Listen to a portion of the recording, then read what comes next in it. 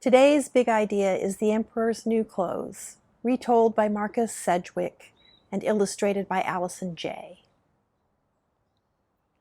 One day the emperor got out of bed and slowly scratched his sleepy head. Another royal day had dawned, but he had nothing to put on. Of all his crowns and robes and stuff, no outfit seemed quite grand enough. "What I need, I do declare, is a brand new suit of clothes to wear. Clothes to make my people see what a fine king they have in me." Before he could utter one word more, a knock came at the palace door. There stood two weasels looking pleased. "We have just what the emperor needs. We're the finest tailors in the land. We can weave you clothes so grand your subjects will cry, 'Goodness me, there is no emperor quite like he.'"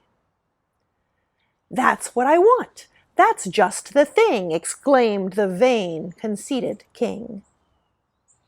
"And that's not all," the tailors said, "for we weave spells as well as thread. All who dull or foolish be, our magic clothes they cannot see. A bit more gold will buy this spell. We're sure that it will serve you well." The king was delighted. "Start right away, arrange a grand procession day. I'll wear the clothes which you have made. My subjects will cheer as I parade." "But can we afford it?" the treasurer cried, opening the lid of the treasury wide. The chamberlain agreed. "We've spent too much on trousers, shirts, and hats and such." "Nonsense! This suit will let me see those who wise or foolish be, those unfit for the office they hold. Hare and tortoise, do as you're told." But the emperor had made an awful mistake. The weasels weren't tailors, they were fake. And when the hare left them to start their work, the two young rascals began to smirk. Smiling and joking, giggling and more, they laughed and rolled upon the floor. "I never imagined we'd fool him so well. Who would have thought they'd believe in a spell?" How easily people are taken in, even by a tale so very thin. But the story's a good one, woven with care, and one that was told with a great deal of flair. Peeking in through the crack in the door, Hare wondered what all the laughter was for. Many days passed without a sign of any clothes, either shabby or fine. The poor old emperor began to doubt that he'd ever get his parade shoes out. "It's time I saw these wonderful clothes," moaned the emperor, grumpily scratching his nose.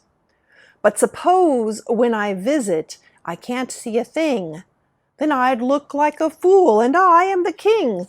I don't want to seem like a dunderhead. I'll send my servants to look instead." So Hare and Tortoise went down to the room where the weasels pretended to work at their loom.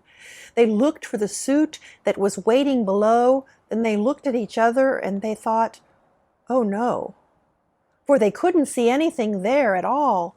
What to tell the emperor? They had to stall. By now the emperor was eager to know what had become of his fabulous clothes. "Tell me," he cried to Tortoise and Hare, "of the clothes they'd not seen, the clothes that weren't there.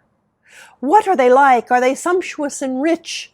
Are they special and lovely and beautifully stitched?" Hare and Tortoise wished for somewhere to hide. "They look wonderful, Majesty," they both lied. The day of the procession at last had come, eagerly awaited by everyone. The weasels fussed and patted and preened. Slyly they told him, It fits like a dream, and the emperor pretended not to care that he seemed to be dressed in clothes that weren't there. As the procession set out, everyone gawked, too frightened to say what they really thought. But then came a voice, a small frog's call. "Look, the emperor's wearing nothing at all." He didn't understand why they were so impressed when the foolish old lion wasn't properly dressed.